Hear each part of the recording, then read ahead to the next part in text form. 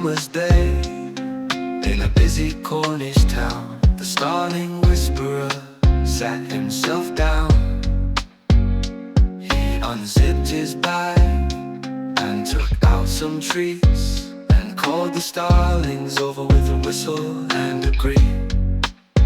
They came from the left, they came from the right, they landed on his hand and some started to fight.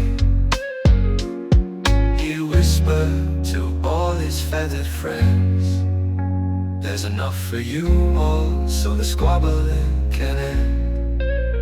The starling whisperer on a Cornish road trip, every visit sat down on the same seat, feeding the starlings some tasty treats.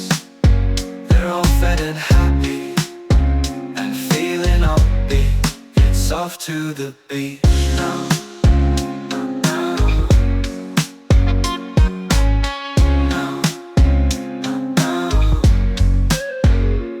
To the beach, now to relax and retreat, with sandy feet up and a nice cold drink, in the fresh sea air, with time to think, till the next time they meet, later that day when it's time to repeat. We'll visit the starlings and drop some more treats, when tomorrow rolls round and he's back into town, with blue skies and sunshine, whistling that sound. The starling whisperer on starlings all gather around.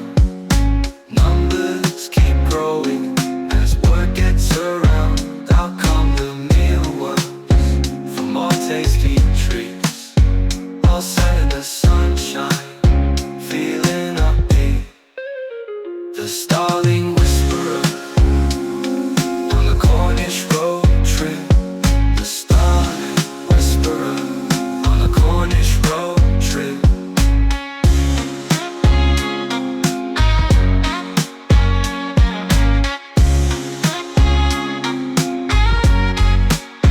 The starling whisperer on the Cornish road trip, the starling whisperer on a Cornish road trip.